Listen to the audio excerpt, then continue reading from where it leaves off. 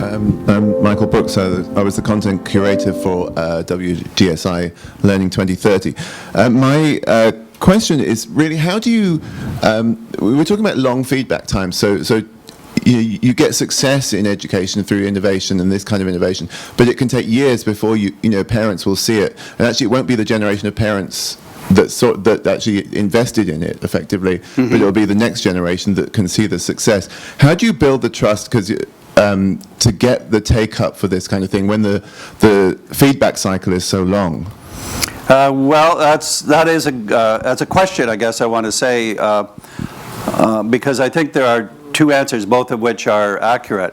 One is that the process that we are seeing now is very rapid. The feedback is built in. It's rapid. We filmed 3 schools in Ontario recently, and they're also going to be released on Wednesday, 3 10-minute narratives. And these schools were, all 3 of them, where 3 years ago the students and the teachers were bored and alienated. It's a terrible place to work, terrible place to be. I describe these schools as, what kind of school do you have if almost all the people there would rather be somewhere else that particular hour? So that's what we saw. 3 years later, we had no trouble capturing the dynamism and the success and the multiplicity of feedback that not only they gave each other, but the parents and the school district has 246 schools. One of the districts was like incredibly fast. So I think all of the things we know in John's work on visible learning and visible teaching, John Hattie's work, which has where the feedback is rapid and regular. So I think the most fundamental answer to your question is the very learning process has rapid, regular feedback that's transparent and externally available as well as internally, and therefore you don't have to wait and see. You'll know in real time. Then I think the other answer is closer to your worry, is that in a kind of proven sense, when you add it all up, and when you think that the change really so fundamental, for example, the way that teachers have to conduct learning, is it so fundamental that it's going to take a long, long time for the teaching force to get that good? Then that's more of a worry, I think, because then you get that. So our satisfaction, at least, is around the first answer. We know it can happen rapidly and that it can happen on a pretty good scale, and there'll be a lot of satisfaction built in as part and parcel of that. So, yeah, I just continue to worry about it. So let me put this in the language of strategy. Mostly the same points, but when you strategize, and we learned this in a sense in Ontario, when we used to write, and we still do some of this, you write a book or an article about it, you capture the narrative. We did this, we did that. These are the 8 key ingredients.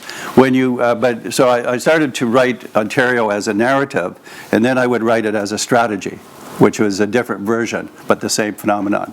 So you can. This is writing it as strategy. So here I think are the key things this week.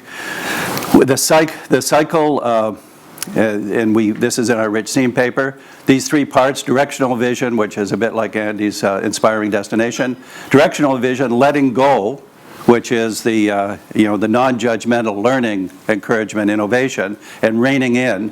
Whereas and it's not 1, 2, 3 because it's happening in real time, all 3 of those. But this is kind of the change process we see, so that the cycle has to be to a degree controlled, but not over-controlled.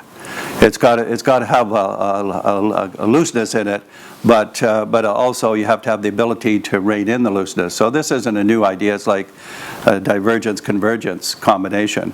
You diverge in order to converge better around the ideas that are settling in. So I think this is the learning flow, that cycle, to think of it that way.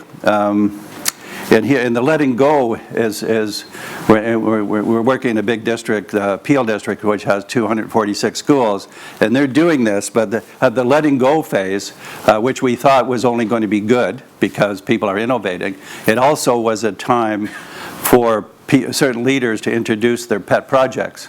anything goes, so they kind of use the vacuum to do that. So you want to have, I guess we've used the phrase focused innovation, which means that there's some letting go. It's innovative, but it's focused in a way that you're actually pursuing something in order to discover it and capture it and not put limits on it, but it has a degree of focus. So that's one. I think I have about 7 of these, let's say maybe 8. A second one is develop a commonly owned plan for success. And this is commonly owned as the agreement. This is about the strategy and the agreement. So we're seeing this in a lot of our leadership studies that, and we call in our leadership studies where we tend to talk these days about push and pull. Leaders have to be pushy and pulley. If you're a pushy leader, work on your pulliness. If you're a pulley leader, work on your pushiness. And actually, you have to do both of those. So a challenge of the status quo is pushy. This is pulley. And this is, if you think about, the key here is shared plan. So you want to have people that in the 1,000 schools, let's say, the leaders that are within it and around it, is that they have, the commonly owned plan is a commitment to, the strategy is commonly owned as well as the goals and the outcomes. So people have to know the strategy. We call it talk the walk. If you get lots and lots of people who can explain the strategy consistently to each other and to externals, then you know you have a commonly owned strategy as well as a plan. So that's the second one. Third one, formulate skinny implementation plans. This is coming from our language of, the skinny of change, which is too many people go for the complex plan. And the complex plan, I call it striving for complexity and achieving clutter. So you end up with a complex plan, but you can't really be used. And I like to use just regular language for this or examples. One district we work with in Eastern Ontario, the superintendent called me and said, we're using lots of your ideas, and yet people are getting tired. They're burning out. I'm afraid we're going to give up. We're losing them. He said, could you come and take a look and work with us? So I asked him to send us the district plan, and he did, and it was 31 pages long. It had 16 goals. It had 8 things across the matrix about who does what, resources, etc. You could read it and find it actually perfectly rational as I read it. But then I asked myself, like if I go out and I ask any given 5 principals or 5 teachers, tell me about the district plan, what are my chances of getting any clarity or specificity? They're almost nil. So we asked him to reduce it to 3 goals. And they had no trouble doing that. And we did 6 sessions with them. They had been stuck on literacy, high school graduation for 4 years. The next year, they jumped 8% in literacy across. This was a district with 42 schools. So they actually, all we did was help them focus and help them understand the plan and embrace the plan. So the plan is something that is, it's sticky, it's alive, it's actionable. It's all those things, and if it's not actionable, and our single guideline for this, which actually opens it up quite readily, is that when you start thinking about the implementation plan, what you should think fundamentally is the implementation plan, strangely enough, is not for the planners, it's for the implementers. So the planners can please themselves, but if you're not pleasing the implementers, you don't have a skinny implementation plan. So that's, you want to simplify it in that kind of language. Communicate during implementation. This is another one of our, when we do the workshops, there's more to this than just those 3 words.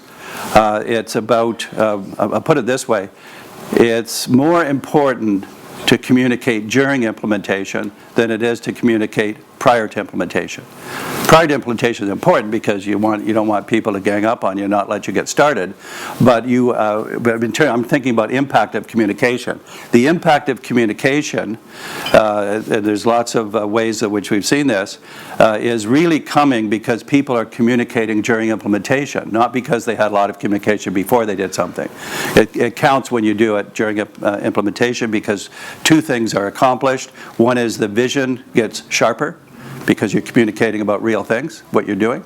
And the other is you have a lot of, and so you have an opportunity to articulate the vision and reinforce it and be more specific about it. And the other thing that's important is you solve problems. People are communicating what's working, what's not working. So problem solving is built in to the two-way communication during this. Identify, spread what is being learned. This is now I'm talking strategy. We already said that earlier, but we're saying what are your strategies to do this, to communicate what's being learned to those that are within the learning, but also to others that you want to be part of this.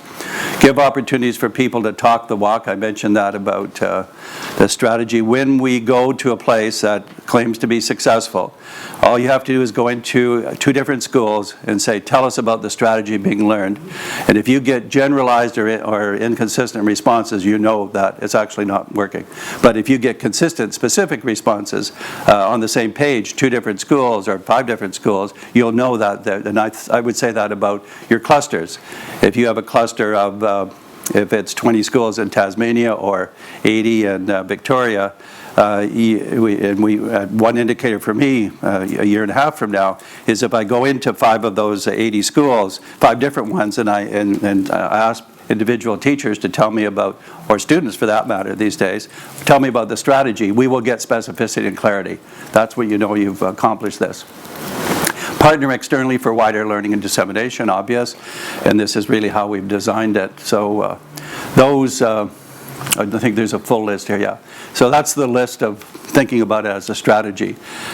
So I'd say just in closing that all I've done is kind of warm us up a little bit in terms of the conception. This is not the definitive plan. Clearly there's so many pieces of it, but they all are part of the next 2 days and the next 3 years. So lots of opportunity to get it right. So I'll leave that slide up and I'll turn it over to Joanne.